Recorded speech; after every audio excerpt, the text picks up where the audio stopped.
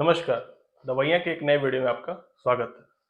पेट दर्द से जुड़ी अलग-अलग दवाई के बारे में बात करते हैं हम लोग। तो आज एक दवा के बारे में बात करेंगे जो बहुत कॉमनली यूज़ नहीं होता है, लेकिन इसका उपयोग करना फ़ायदेमंद इसलिए होता है कि इसका साइड इफ़ेक्ट कम देखने को मिलता है। इसका नाम है आपको पेनावेरियम ब्रोमाइड। ये आपको 1-2 ही ब्रांड बनाती है, ज़्यादा ब्रांड इसको नहीं बनाती है और ज़्यादा मेडिकल स्टोर में हो सकता है कि आपको ये ना मिले। तो पेनावेरियम ब्रोमाइड आपको एंटीस्प्азमेटिक ड्रग है। अगर मैं इसके केमिकल क्लास की बात करूं तो ये कैल्शियम चैनल ब्लॉकर ड्रग है। ठीक है। इसका काम करने का जो तरीका है बहुत सिंपल सा है। ये क्या करता है कि जो गैस्ट्रोइंटेस्टाइनल ट्रैक्ट के स्मूथ मसल्स होते हैं सिर्फ उसी के ऊपर ये काम करता है, इसीलिए सिर्फ ये वहीं पर जाके बाइंड करता है। तो गैस्ट्रोइंटेस्टाइनल ट्रैक्ट के स्मूथ मसल्स में एल टाइप का आपका कैल्शियम चैनल होता है, जिसके ऊपर ये बाइंड करता है और उसको ब्लॉक करता है। जिसकी वजह से क्या होता है कि कैल्शियम चैनल का इन्फ्लक्स सेल के अंदर या टिश्यू के अंदर कम हो जाता है और फिर टिश्यूज जो होते हैं उसका कॉन्ट्रैक्शन कम हो जाता है, यानी इंटेस्टाइन का जो स्मूथ मसल्स होता है उसका कॉन्ट्रैक्शन बंद हो जाता है, जिसकी वजह से इंटेस्टिनल स्पेजम जो होते हैं वो खत्म हो जाते हैं और दर्द से आराम मिल जाता है। ये बाकी एंटीकोलिनर्जिक ड्रग की तरह काम नहीं करता है। ये कोई आपको एंटीकोलिनर्जिक या कोलिनर्जिक साइड इफेक्ट देखने को नहीं मिलता है इसमें। इसका एक ये फायदा है।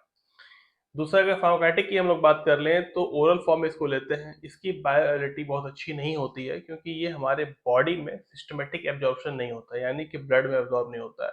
ये सिर्फ गैस्ट्रोइंटेस्टिनल ट्रैक्ट में एब्जॉर्ब होता है और वहाँ लोकल इफेक्ट दिखाता है, यानी सिर्फ गैस्ट्रोइंटेस्टिनल ट्रैक्ट में, यानी कि इंटेस्टाइन वगैरह में ये काम करता है, पूरे बॉडी में कहीं काम नहीं करता। तो उसको हम लोग बोलते हैं लोकल इफेक्ट दिखाता है। ठीक है।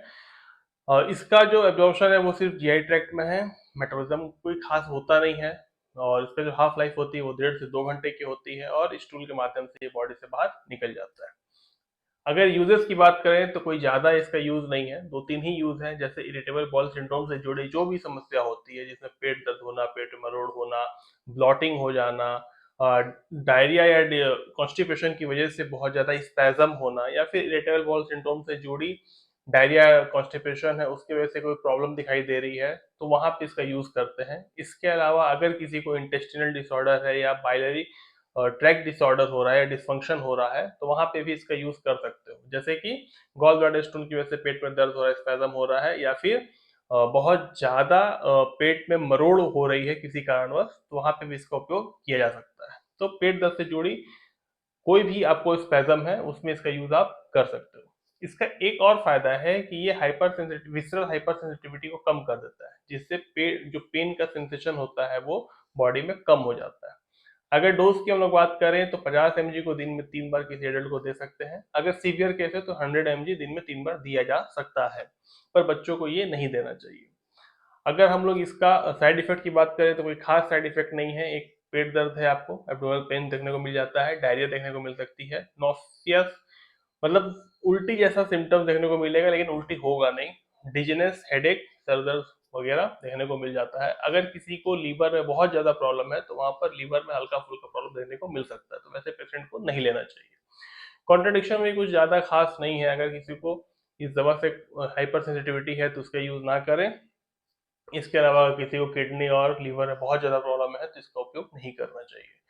प्रेगनेंसी की हम लोग बात कर लें तो प्रेगनेंसी में इसको सेफ नहीं बोल सकते हैं क्योंकि अभी बहुत ज़्यादा डेटा हम लोग के पास इसका है नहीं। ह्यूमन ट्रायल बहुत ज़्यादा अभी हो नहीं पाया प्रेगनेंसी को लेके।